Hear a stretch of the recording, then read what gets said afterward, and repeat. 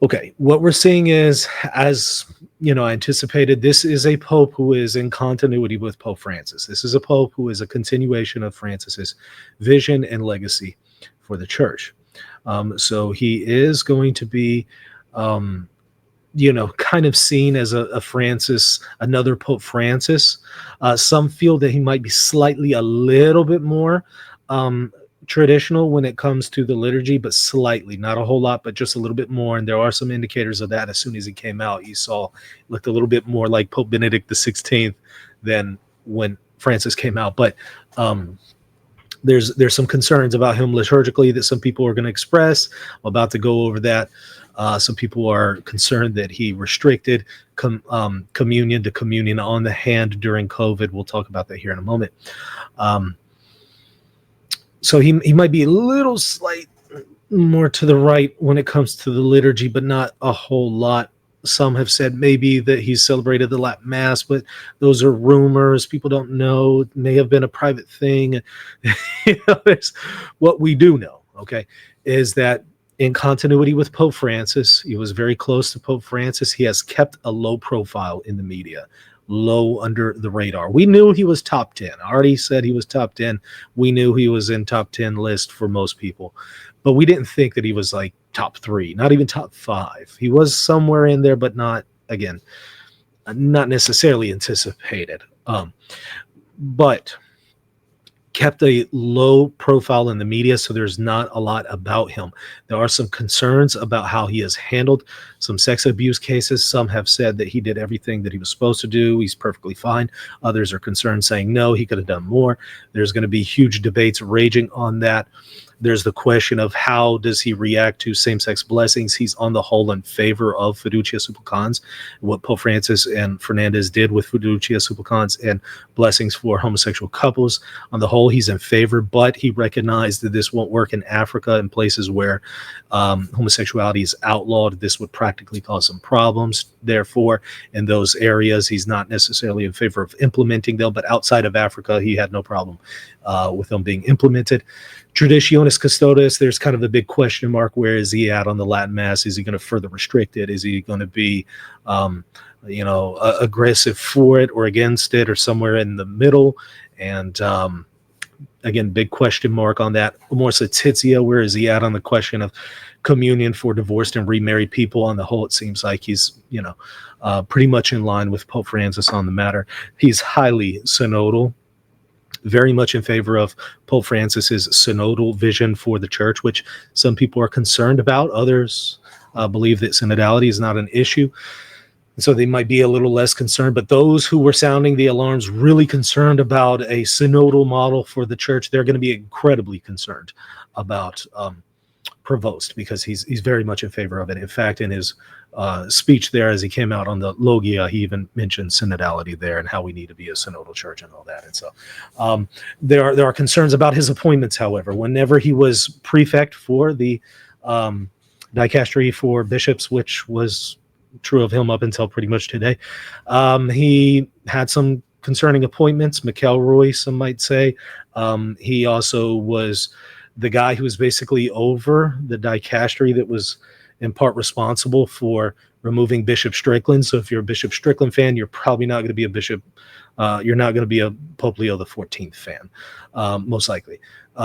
But if you were in favor of Strickland being removed, Bishop Strickland in Texas, the United States, then you probably would be in favor of Leo XIV, or maybe possibly in favor of him. North American Pope, so from Chicago.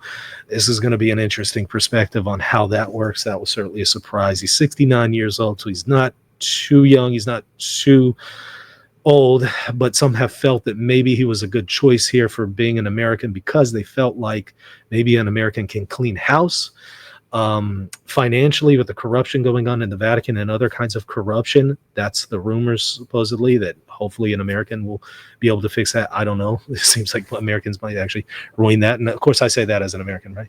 But I don't know how necessarily an American would fix that, but that's the claim, right? Which we'll see that here in a moment from Raymond Arroyo. We're going to get his take. We're going to get Strickland's take. We're going to get Glenn Beck. We're going to get Cardinal Burke, Father James Martin, who seems to be very in favor of him, whereas your Stricklands and LifeSite News are very critical. So a lot going on here. Not a whole lot of information.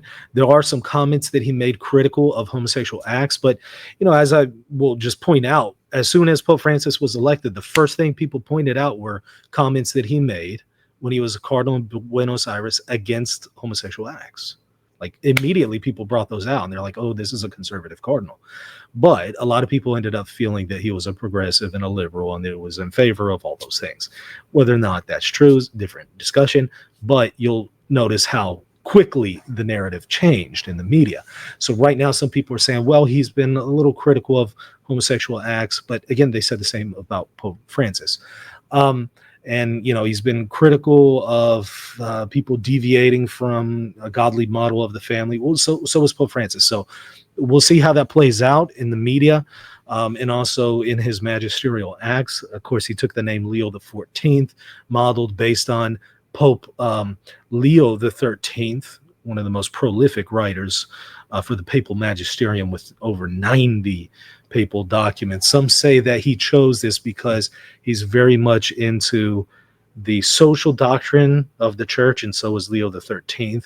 And so since he had experience in Peru as a South American bishop, though he was born in North America, he had some experience there as a bishop. Some are going to say he's kind of along the lines of Pope Francis's vision for the poor, in favor of migrants. He has been critical publicly of J.D. Vance as recently as February.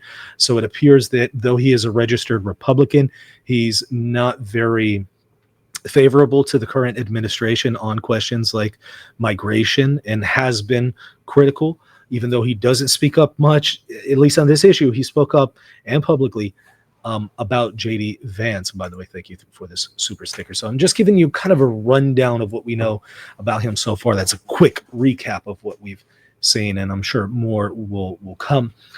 Some feel that he's going to be doctrinally orthodox, but he's very much into reaching out to people in the margins and being a merciful and pastoral, having that pastoral approach. So solid in doctrine, but pastoral in the way he conducts himself and handles people, and not too severe in matters of discipline, but also maybe not too lax. And there's going to be others who feel like, no, he's not going to be doctrinally sound. So you're going to see differences of opinion on that. So that's a quick recap of what we have learned so far and what I've covered so far. Hey, thank you so much for watching. I hope you enjoyed the content. Don't forget to hit the subscribe button, the like button, and if you want to support the channel, visit patreon.com/Reason and Theology.